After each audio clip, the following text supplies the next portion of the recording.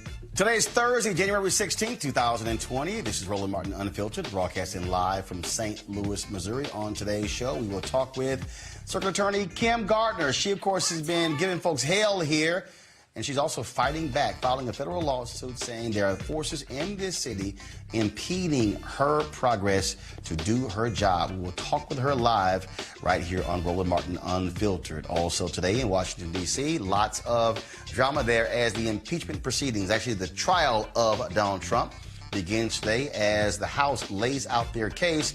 Why are Republicans so scared to hear additional evidence after we see what has been uncovered? Well, because they want to protect Donald Trump. In our series 1619 to 2019, Still Seeking Freedom, we'll talk about all black towns in the state of Oklahoma. Also, on today's show, Republican witness during the congressional hearing says black folks don't know much about the ability to own homes. What the hell is she talking about? Also on the show, we'll tell you about the newest inductees in the Rock and Roll Hall of Fame. It is time to bring the funk on Roland Martin Unfiltered. Let's go. He's got it. Whatever the miss, he's on it. Whatever it is, he's got the scoop, the fact, the find. And when it breaks, he's right on time. And it's rolling. Best believe he's knowing. Putting it down from sports to news to politics. With entertainment just for kicks, he's rolling.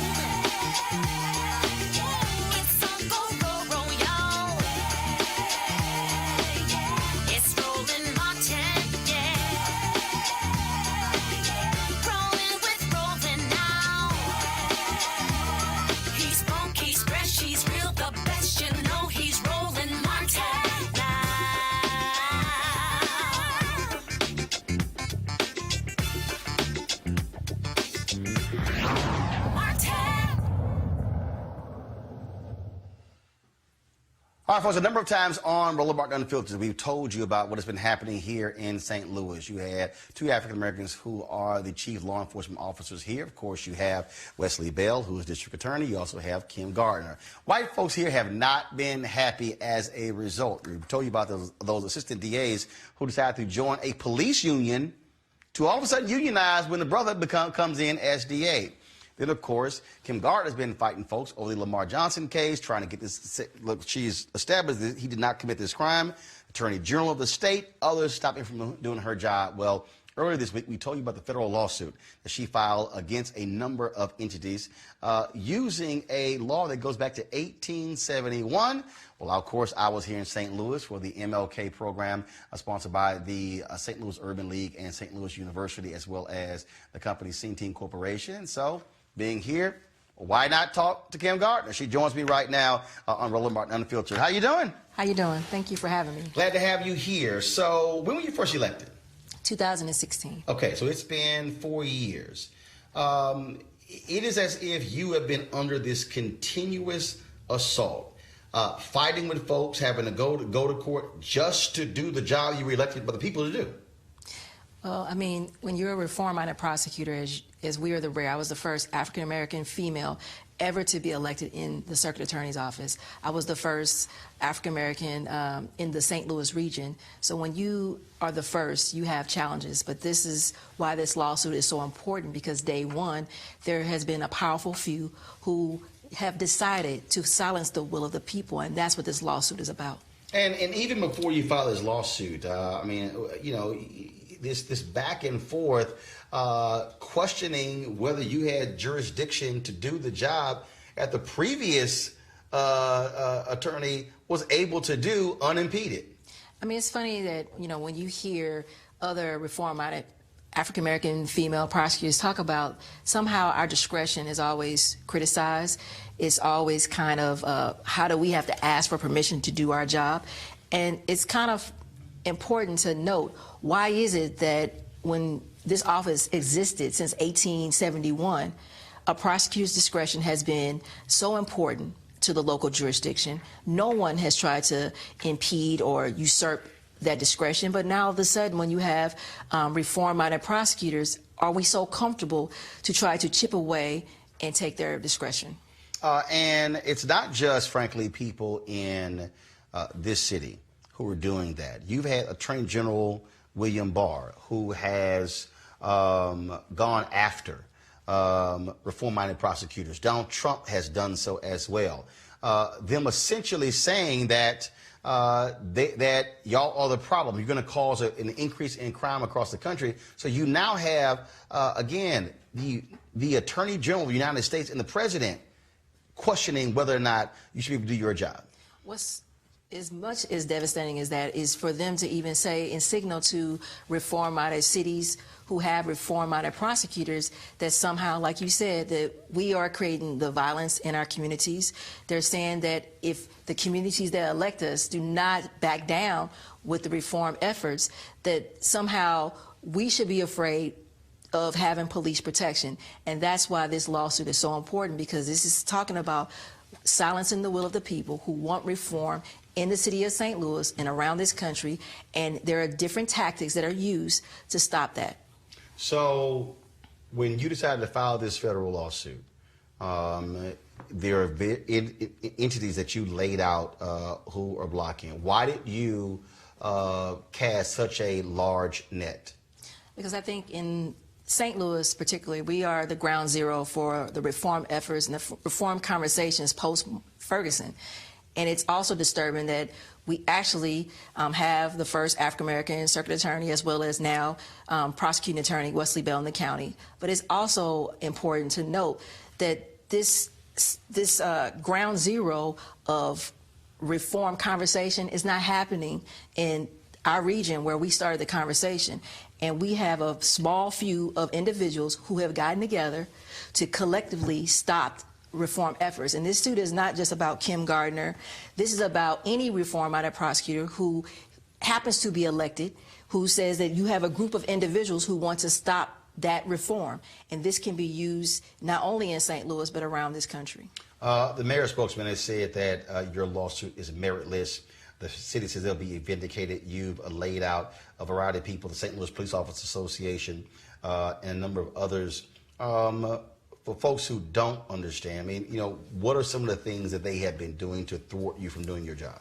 Well, first of all, I want to speak to that. The mayor's spokesperson said it was frivolous, which is different, and that's why we have an adversarial proceeding who will make that determination of whether this lawsuit is frivolous. But we have actually the Ethical Society of Police yesterday came out and stated that there is racial instances on the police department that need to be weeded out. There are sentiments of Jeff Rorta, who is the SLPOA union business representative, who has stated time and time again, I should be physically removed, and basically said to the other African-American female prosecutors that we need to go back to our respective jurisdictions. So this type of racial divisiveness that has been allowed from day one to continue, it builds the growing mistrust with the whole criminal justice system. And what is at stake is people in the community in which I represent, they feel like the system is rigged. And so we have to, as prosecutors, as the people, enough is enough. And that's why this lawsuit is so important. We have instances where we have a Luther Hall, an officer who was undercover during the Stockley protests, who was beaten,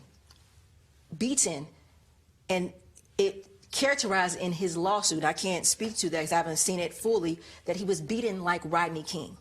And he's an African-American police officer. He was undercover, so they didn't know who he was.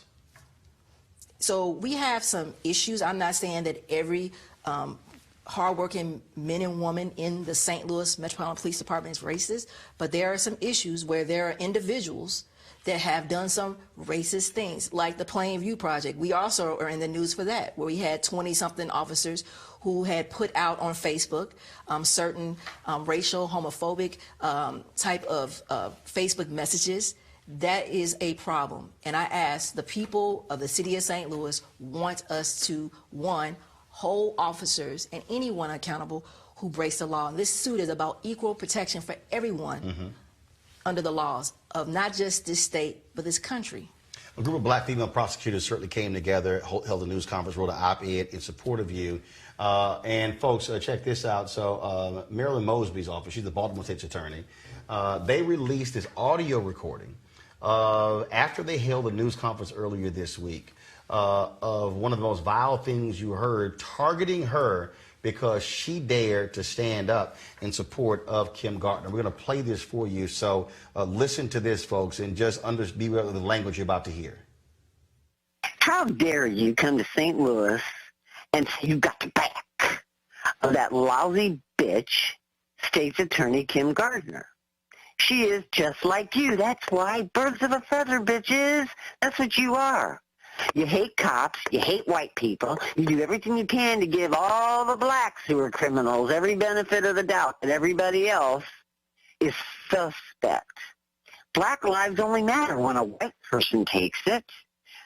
You blacks can kill each other all you want. In fact, I think that's the grand solution. We need to start driving around the ghettos and just dropping boxes of bullets on every street corner. Let them take each other out.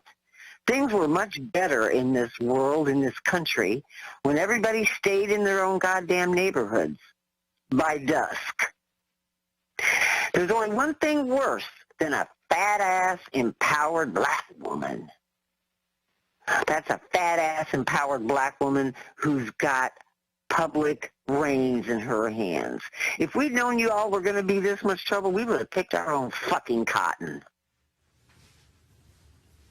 Marilyn Mosby released this statement. She said, the voicemail I received after my trip to Missouri to support Circuit Attorney Kim Gardner was outrageous, but not surprising. Kim knows that people in positions of power also think like this. These are the types of attacks we encounter every day as women of color in a position of authority. And I travel to St. Louis because this is the unfortunate experience of black female prosecutors everywhere. It's deeply disturbing that in 2020 we still have to experience such blatant racism, but this hateful rhetoric only strengthens my resolve to continue fighting for justice and working to undo the blight of mass incarceration and its impact on communities of color. Have you had to endure these type of voicemails and calls since you've been in office? Yes, it's unfortunate that for African-American female prosecutors that this is a normal occurrence for us. I've been called everything under the sun. I've been called racial epithets that I've never even heard of. I was stopped on Christmas Eve because I had no lights on. I was held for over 15 minutes. And it's what we are facing is even different from our other colleagues in the reform movement who are similar race and their different gender. So that is an issue that we as African-American female prosecutors, unfortunately, we have these day in, day in occurrences. People feel entitled to talk about us in ways that is not only just sexist, it shows that we need to do better in our communities, and we have to understand that when you have a Jeff Rorter in my jurisdiction, for example, who gets on a radio station and says I should be removed by force, and this is someone that people listen to and put on in the media to act like he is some kind of authority on a lawful police officer. He is a fired police officer for making a false police report. So he is not credible at all, but that is somehow someone that they turn to, some people, not all people in the police department, but he is the business manager. I asked why. Why is he's there? He's so racially divisive. He says all kind of things unchecked without any repercussions. But what is at stake is I know individuals who say we can't get a fair shake in the criminal justice system. It makes it difficult for prosecutors to hold anyone accountable that preys on their community when they don't trust the whole system. It's not just police, it's the whole system. And his words cause more harm for police officers who put their life on the line every day to do the job, to protect and serve. And there's a lot of good police officers, but we cannot allow the powerful few to do these things. We cannot stop the reform efforts that the people of the city of St. Louis and now St. Louis County have said we want. And that's why this suit is so important, because it is in Missouri, 1 in 3 African-American men will have some kind of brush with the criminal justice system. We have in this state alone, 91% of the people stopped and searched in this state are African-American or people of color. We also have a police statistics that came out in 2016 by the Ethical Society of Police saying over 80% of the arrests in our jurisdiction alone are African Americans or people of color. So tell me, we have to do better. We must do better. It's about justice. Last question. Do you believe that they're trying to force you to resign? And obviously, you're not going to give them that satisfaction. What they're trying to do is intimidate. They're trying to make an example, because this is what they're doing, and that's why this suit is so important. This is saying if you try to reform the system and you go against the status quo, we will make an example. We will make you an example of a night ride, and we know what that is. How dare you try to implement the reforms that the people put you in place? So it's not about a Kim Gardner, whether I'm here or not, and hopefully I am here. But I want to make sure that a Kim Gardner can come behind and continue this work, because this is not about just Kim Gardner. This is a civil rights movement. This is the right thing to do to address the broken system that we all know we need to fix. Mass incarceration has not made us safe. We need to look at how we are smart on crime, not just tough on crime. And we do not have a good track record of locking everybody up. Kim Gardner. Thank you so much. Appreciate it. Appreciate Thanks you. a bunch. Thank We'll you keep for covering having this. me. Thank All right. you. Thanks a lot. I appreciate you. I want to go to my panel there in D.C. Julian Malveaux, of course, President Emeritus of Bennett College, also an economist. Dr. Greg Carr is Chair of the Department of Afro-American Studies at Howard University, and Kelly Bethea, a communication strategist. Julian, I'll start with you. We have seen attacks on Ms. Ayala in Florida, Marilyn Mosby in Baltimore, Kim Foxx in Chicago, Kim Gardner here. You've put in Larry Krasner in Philadelphia. As I said, Attorney General Barr, even Donald Trump, they have put a bullseye on progressive prosecutors. This is what we can expect if Donald Trump gets 4 more years.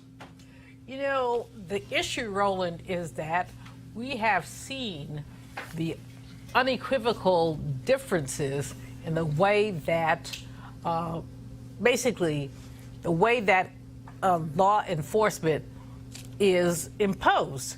So when the sister you're talking to, when any of us are dealing, what we're seeing is the differences, the serious differences. And so while on one hand, you say, let's have law and order, on the other hand, you have a differential law and order.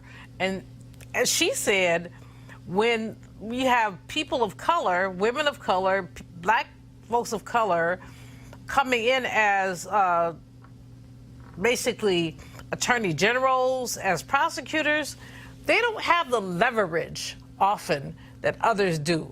So I am really grateful for this opportunity to lift this sister up. But even more than that, I think it's really important for us to look at what has happened in our community to the way that people, especially young people, Roland, especially young people. We have people who are 16 and 17 years old who are in jail for life. excuse my language, for bullshit. And that's because that's what folks can do. So forgive me for going on a little longer, but I just really do. This is frightening. It is frightening. And it's also affirming that this sister and so many others are dealing with this. Gotcha. Kelly, again, what you mean, these are black women, largely black women in many of these places, who they are targeting, and as Kim Gardner said, they are trying to intimidate them. And thankfully it's not working. That Kim Gardner is still pursuing the fight to not only maintain her place as Attorney General, but she's really paving the way for future women attorneys vying for that spot in the future, because this is absolutely ridiculous that you have an entire sect of the criminal justice system happening to be the most outward-facing sect of said system, having the most xenophobic bias.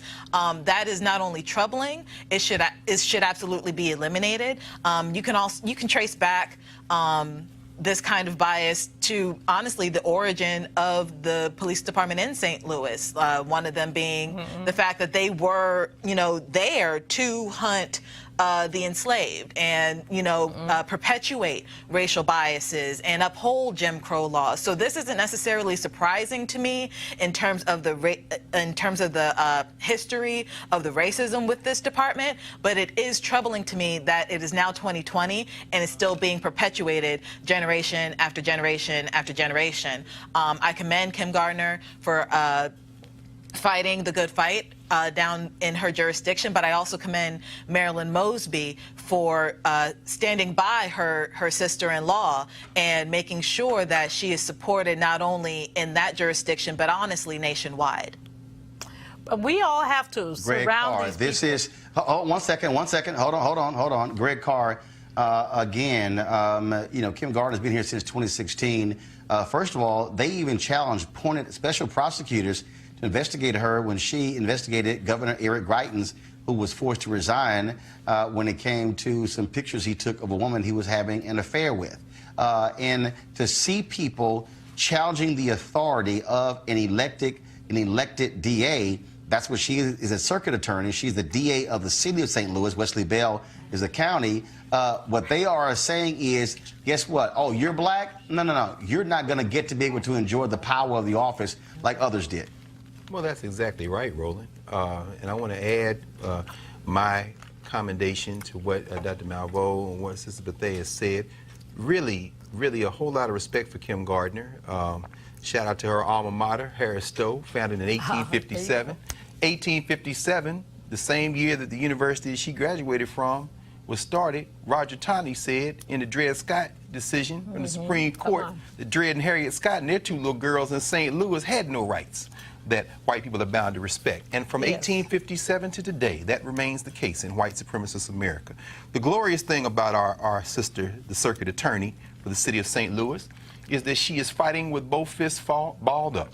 What a brilliant lawsuit to use one of the underused statutes in the playbook, the Third Reconstruction Act of 1871, also known as the Ku Klux Klan Act. When that act was enacted, Ulysses Grant was president of the United States, and they basically used that act and the department that was started the year before that with the Second Act of 1870, which was the Department of Justice, to put the Ku Klux Klan out of business in states like South Carolina. They crippled the Klan so bad that the Klan did not reemerge until 1915. Now, what's the lesson we should learn from this? The Ku Klux Klan Act was enacted in part, the one that she is using now in this lawsuit with the 14th Amendment and other pieces, was enacted because they were going around the country trying to stop black people from voting through violence. Once we get the ballot, we can now advance to the next issue. This is where I'm going to close. Once you voted, once you put these powerful black women in place, now we get down to the real issue. The real issue isn't voting, although voting gets us to the real issue. The real issue is that some of these Klans people, like that woman who called up, much respect to her, because you've dropped all pretenses now. This was never about democracy. This was about power. And sister, we back you. We're in front of you. We're on both sides. And let's just get it down, drop all our gloves, and fight. Because this thing ain't never going to have any shared understanding of democracy. And Thank you, this is so, Sister Gardner. Roland, this is so And that is the thing that I need people, and that's the thing I need people to, one second, hold on. And that's the thing I need people to understand, that when I state on this show, I said this when Obama was elected, that the election is the end of one process and it's the beginning of another. What this requires is for us is to be able to say, after we have elected people, that we also still stand with you and still support you and will come to your defense. I dare say there should be protests in St. Louis from black folks standing with Kim Gardner, similar to what you see in Hong Kong, because we have to send the message that what you're not going to do is ignore African Americans who are elected and not allow them to do their job. And what we have to understand is that as we are seeing the demographics of this country shift and change, we're going to see more of this, because Frederick Douglass said, power concedes nothing without a demand, never have and never will. And so we must understand exactly what's going on. Speaking of that, folks, when you talk about what's happening here, and also how do you focus on what is the rule of law, of course, today, the impeachment proceedings, actually, Donald Trump was impeached in the House, but the articles of impeachment were taken over to the United States Senate. Actually, it was a black woman who walked them over and presented them last night to the U.S. Senate.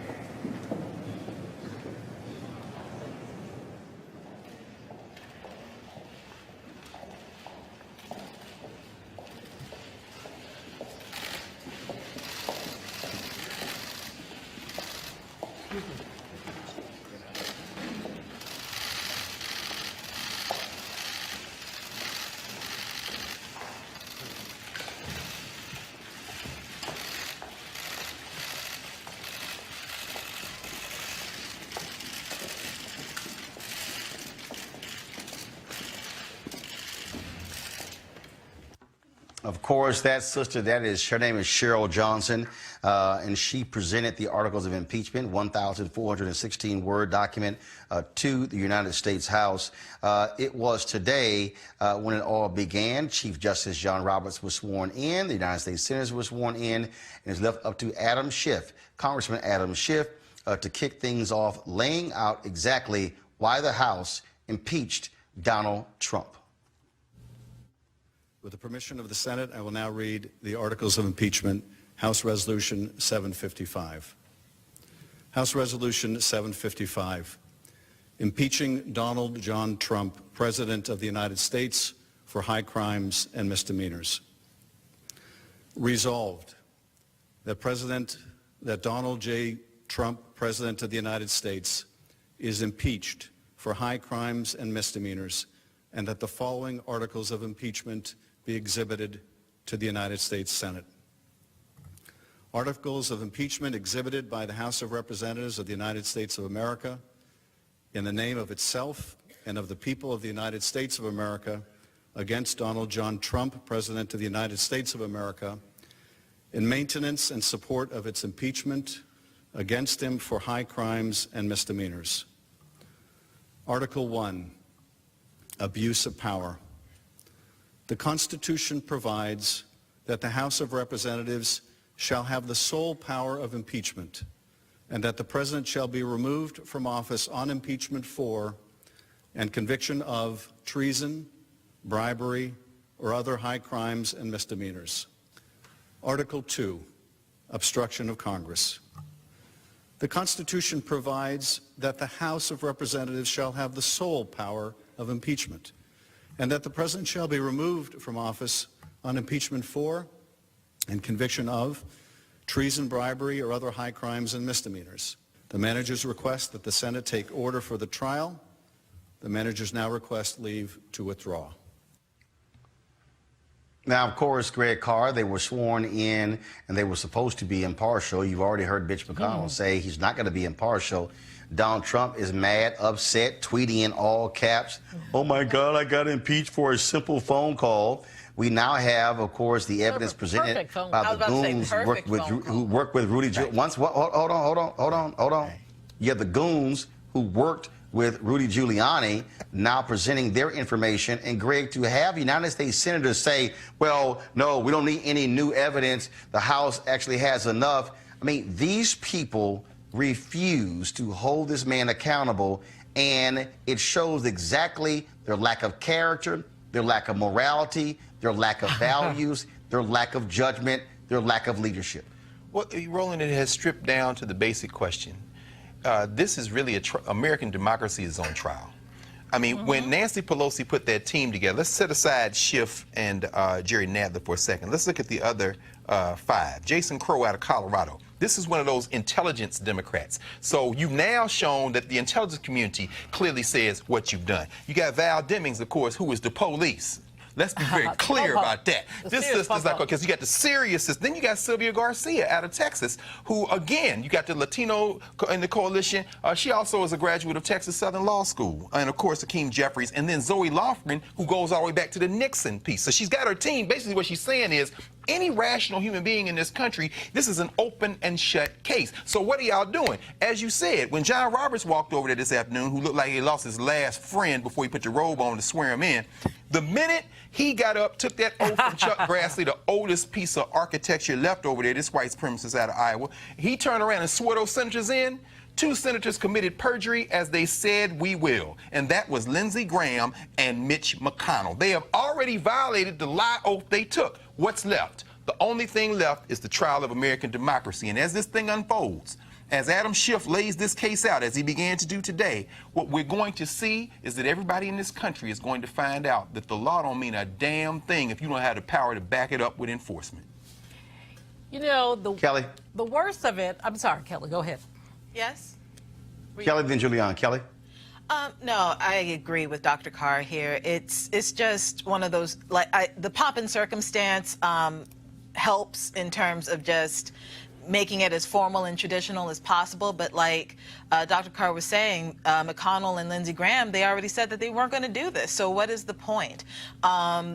You know, everything else that's happening right now, again, it's just pomp and circumstance at this point. I feel like we already know what's going to happen when it comes to this trial. And I would be very, very shocked if the Republicans actually, you know, do their jobs and listen and actually consider the evidence and, you know, like I said, do their jobs and actually convict Trump of these high crimes and misdemeanors. One person that I was listening to earlier today on CNN, Joe Walsh, he's running for president against Trump on the Republican side, and he's one of the very few Republicans out there who's saying, look, this isn't about party, this is about country. And you're absolutely right, Dr. Carr, this is a fight for our democracy and the preservation of it. And if we do not actually act in that kind of manner, I fear for what's going to happen on the other side of this, not only during this election for 2020, but beyond. Roland, I have 2 points to make. The first point I want to make is a point about what Kelly and Greg have said about the ways that we have essentially allowed, my sister has a word called catawampus. It's like stuff does not align perfectly. My sister Mariette Malvo, and she always says, this is not catawampus. So none of this aligns perfectly, and I just want to lift that up. And what we're seeing is the lack of alignment. Kelly has spoken to it in terms of how we're dealing with it. Greg has spoken to it. Dr. Carr has spoken to it. But basically, we have something that unaligned. But the other thing that's more important, as far as I'm concerned, is the extent to which we've allowed a narrative to come in and to basically realign what's going on. So it's a new narrative. So we're allowing that. Now, having said both of those things, which I think do segue, What I think is so important at this moment and where we are is that we need to create a new narrative. And in creating a new narrative, we need to talk about who, what, when, where, and why. Yes. And we have not seen us create that narrative. And so we've allowed other people to create the narrative. If we want to reinvent the narrative, we must talk about people like Barbara Lee, who essentially did not go for the okie doke. We must talk about people like Maxine Waters, who continue to lift it up.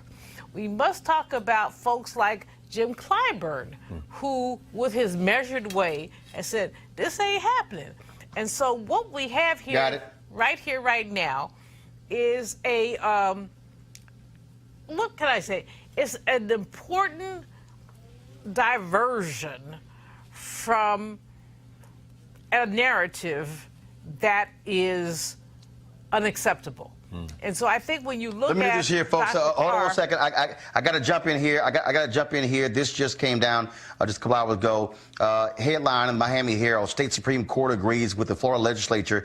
Felons must pay all costs to regain vote. Remember, we talked about Amendment 4, and this is just some breaking news here. So the Florida Supreme Court, they have sided with Florida Governor Ron DeSantis and Republican lawmakers. They argued that in order to get the right to vote back, all court-ordered fees, fines, and restitution before registering to vote must be paid back. This is a setback to those, of course, who voted for Amendment 4.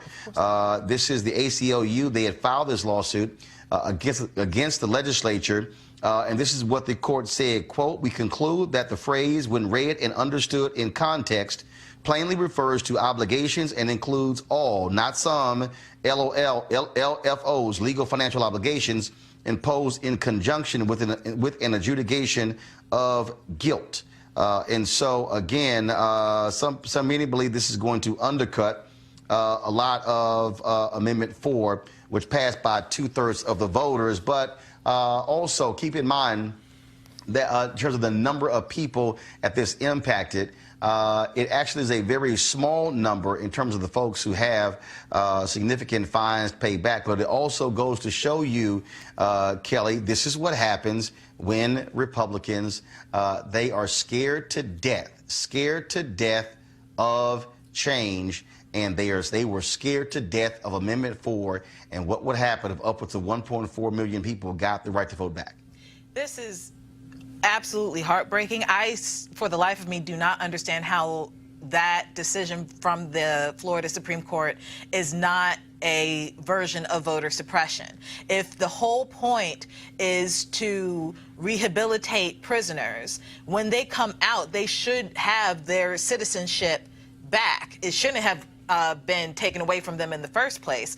But, you know, for all intents and purposes, they should have the right to vote back. They should have every right bestowed upon an American citizen back, and that includes the right to vote. You should not have to pay to vote. If it were somebody, you know, not in jail, and you just said, hey, you got to pay all your legal fees, like it doesn't make any sense to me. Can you imagine if you had somebody on child support and they are, you know, owed in arrears, and you're saying, I have to pay everything back in order to vote in this local election or national election or statewide election? That doesn't make any sense to me, because your money shouldn't be tied to your citizenship. So, you know, Florida, get it together. But, you know, it's not about... But here's the thing, Greg. What's important here, one second. What's important here for us to understand is that the folks who actually got Amendment 4 on, it shows you the power of the ballot initiative and how regular, ordinary people can actually affect change. I would hope, Greg, that we see African Americans in other states use the power of the ballot initiative, use grassroots initiative to be able to enact such change. Absolutely, and to use it again in Florida. I mean, you know, the election that was stolen by DeSantis from Andrew Gillum led to this in part because they are terrified, and they should be terrified, because we're getting ready to run over them like the mighty wave. The age of the white supremacists, the backs of the white supremacists is about to be broken by demographics. And I respect them for their last-ditch effort to hold on to their tiny worldviews. But let's look at this in terms of debt. Mississippi, there's an article in the New York Times 2 days ago that talked about the fact that they've got a similar kind of debt prison thing going on, an arrangement where they're locking people up who owe money to the state. But they're one of the few states that are doing that. But see, we have to understand that in this country, the concept of citizenship congeals around the concept of property. Property is at the center of the Western legal worldview, and particularly here in the United States. So when you look at the 13th Amendment, when it says slavery or involuntary servitude, except as punishment for a crime of which the person should have been duly convicted, what you've said is there are shades and dimensions of citizenship. Once you've fallen out of the legal universe and have diminished citizenship, meaning your property interest has transferred from being just a citizen to being property of the state, in other words, then you have to fight your way back into citizenship.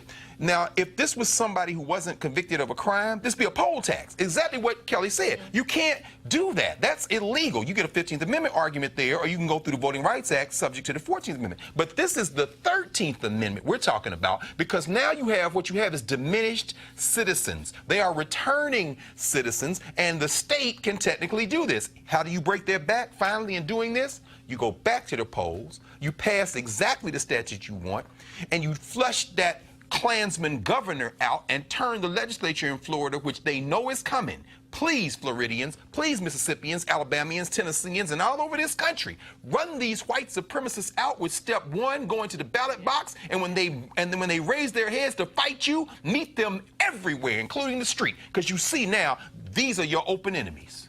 You know, the issue... Julianne, real quick. Yeah. The issue is predatory capitalism. The issue is the extent to which you take extra value from black, brown, poor people because you can.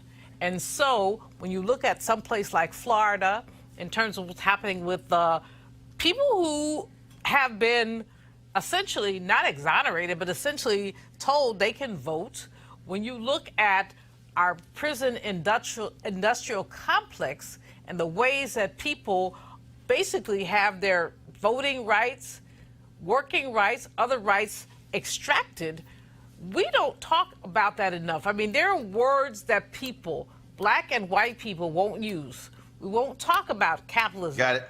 And we won't talk about predatory capitalism. Right. We won't talk about what socialism means. I ain't talking about Bernie because he's not a socialist. Bernie is a Bernieist. But what I want to talk about is the extent to which we have allowed, especially black people, black men and women, to be exploited because predatory capitalism allows that. Got it. Well, folks, again, we certainly appreciate the work of Desmond Meade and Sheena Meade, and we'll keep you updated on exactly what happens with that in the future. Coming up next, our Still Seeking Freedom segment, 1619 to 2019. We'll talk about all black towns in Oklahoma next on Roland Martin Unfiltered. You want to check out Roland Martin Unfiltered?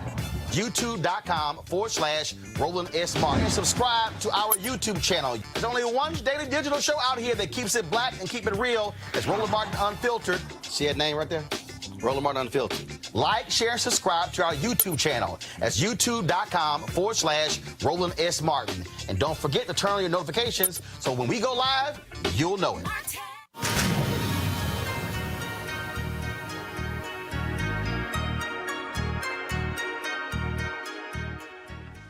All right, folks, from 1865 to 1920, African Americans created more than 50 identifiable towns and settlements. 13 of them are still alive in Oklahoma. These all-black towns represent a unique chapter in American history, according to the Oklahoma Historical Society. No other place in the Deep South or the Far West had more African-American men and women come together to create, occupy, and govern their own towns. Joining me right now to discuss this is Hannibal Johnson. He is the chair of the Education Committee for the 1921 Tulsa Race Massacre Centennial Commission. And Hannibal, this is something that I think we know about the movie Rosewood. I know that there are towns in Texas. Barrett Station is one of those towns. There are places in Virginia where this happened. And so, I mean, these were places that were built from the ground up that black folks started and controlled. That's absolutely correct. One of the more interesting notions at the end of the 19th century, the beginning of the 20th century, was that if African Americans could simply prove their industriousness, their ability to be self-governing, then white racism would abate. And that sounds fanciful by 2020 standards, but that was a real philosophy promoted by the likes of Booker T. Washington and others. So part of the impetus for these towns was to be self-governing, to prove independence, to escape the hostility that folks faced in the Deep South, and to thereby help abate the kind of rigorous and vicious white racism that existed more generally. Also, Oklahoma was an important part of this development because the perception that Oklahoma was a place rife with economic opportunity because of the abundance of land. Oklahoma becomes a state in 1907. Prior to that, it was Indian Territory. And one of the unique features about the black presence in Oklahoma is the fact that the so-called 5 civilized tribes, the Cherokees, the Muskogee Creek, the Seminole, the Choctaw, and the Chickasaw, they were all slave-holding tribes.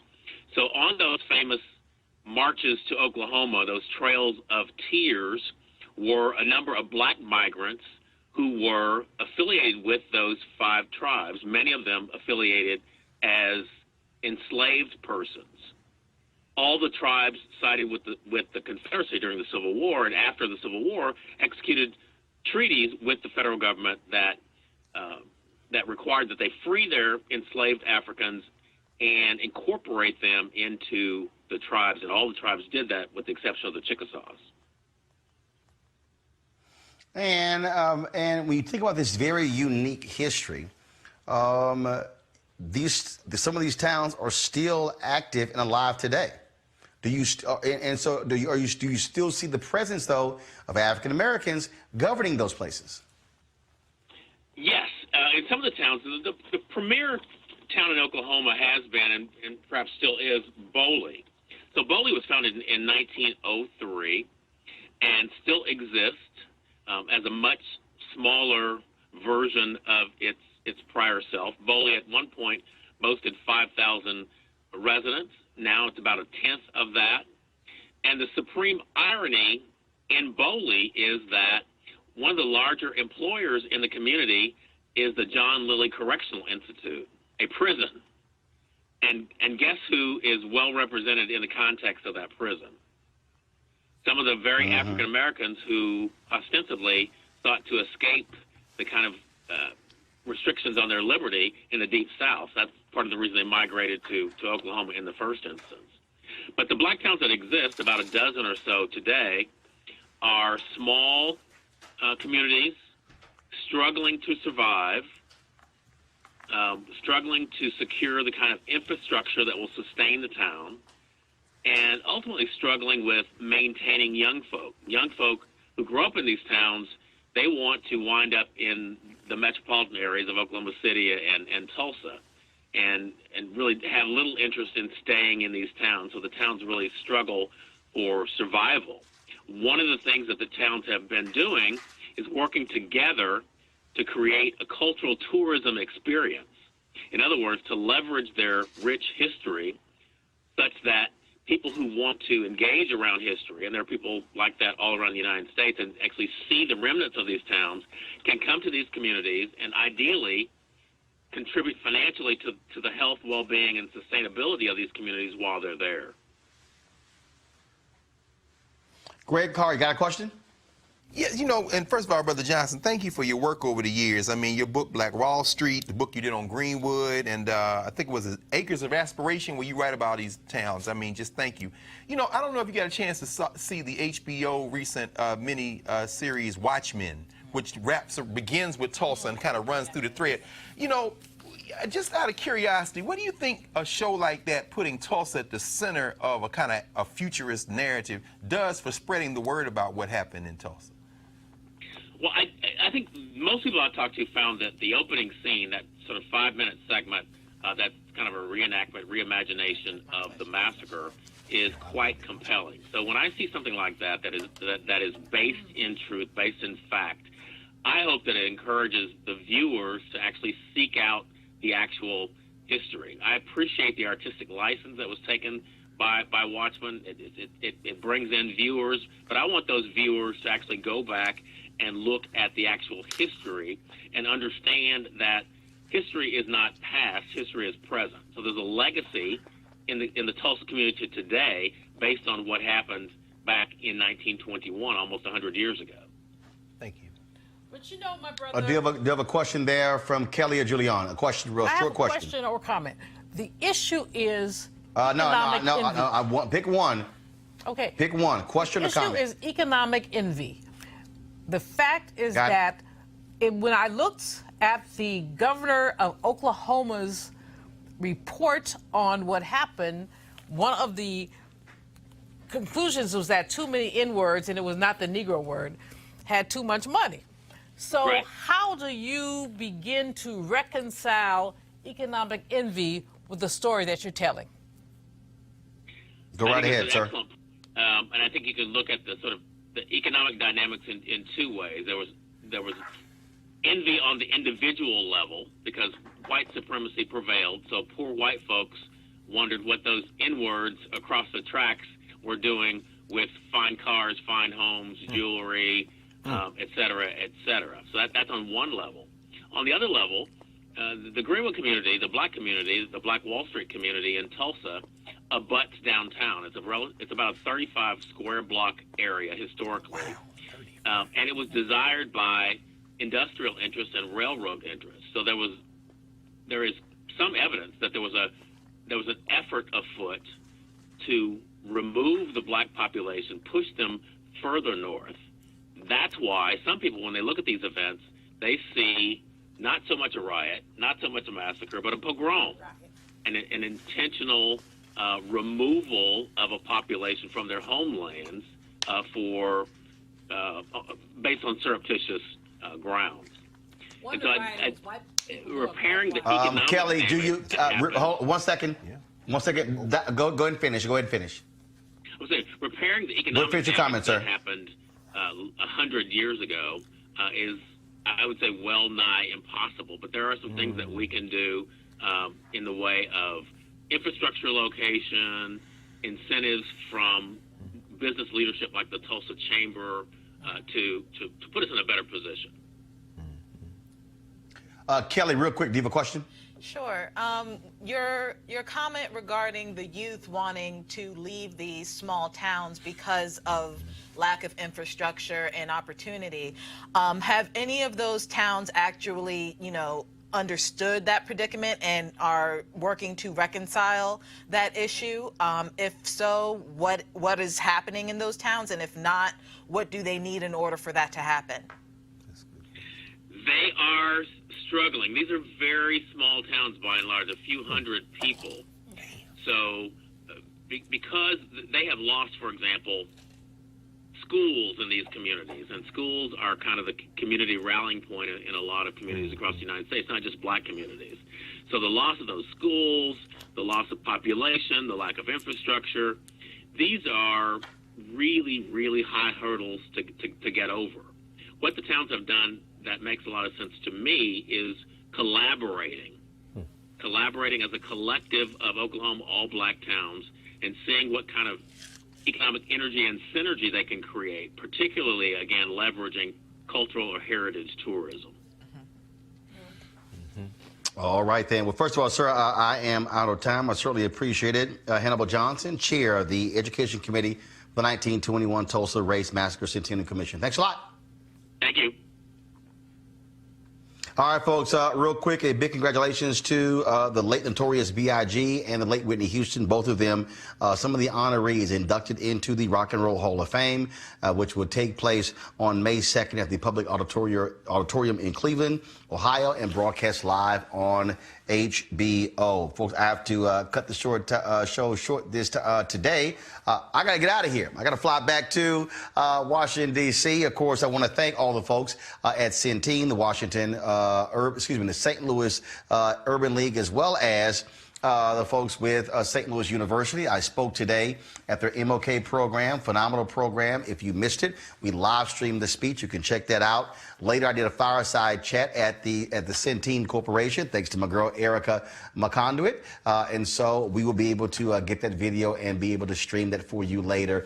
It was a great discussion we had about diversity and inclusion. I want to thank Greg, Julian, as well as Kelly there in the studio. I'm back in the joint tomorrow. Folks, we got some great stuff lined up for you. Don't forget, please support what we do here at Roland Martin Unfiltered. Again, who else? What other national show is bringing you Kim Gardner, talking about what she is going through, showcasing what happens with Marilyn Mosby and others? This show is about putting a black lens on what is happening in our community, but we need your support to make this happen. So please join Bring the Funk fan club. Go to RolandMartinUnfiltered.com and do so. Whatever you give, we certainly appreciate it. But our goal, though, is to get as many folks, 20,000 in 1 year, to contribute $50 each, or $4.19 a day. Excuse me, a month, 13 cents a day. That's all it actually costs. And so you can do a one-time donation or do it recurring. We would certainly appreciate that because we want to keep this independent. We want to keep it black owned,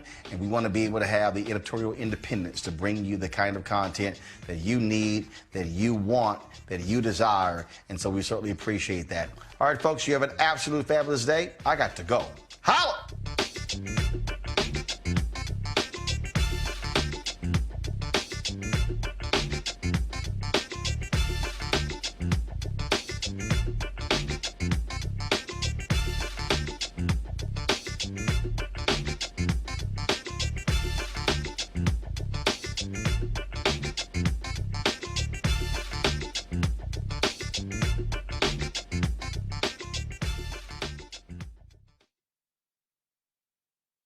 You want to check out Roland Martin Unfiltered? YouTube.com/Roland S. Martin. And subscribe to our YouTube channel. There's only one daily digital show out here that keeps it black and keep it real. It's Roland Martin Unfiltered. See that name right there? Roland Martin Unfiltered. Like, share, and subscribe to our YouTube channel. That's YouTube.com/Roland S. Martin. And don't forget to turn on your notifications so when we go live, you'll know it. Hey everybody, this is your man Fred Hammond, and you're watching Roland Martin, my man, Unfiltered. Hi, this is Essence Atkins, and you're watching Roland Martin Unfiltered. Hey yo, peace world, what's going on? It's the Love King of R&B, Raheem Devon, and you're watching Roland Martin Unfiltered. Hi, my name is Brescia Webb, and you're watching Roland Martin Unfiltered. Ow. Well, I like a nice filter usually, but we can be unfiltered. What's going on? This is Tobias Trevelyan, and if you're ready, you are listening to and you are watching Roland Martin Unfiltered. What's up? I'm Lance Gross, and you're watching Roland Martin Unfiltered. Hi, this is Cheryl Lee Ralph, and you are watching Roland Martin Unfiltered. I mean, could it be any other way? Really? It's Roland Martin.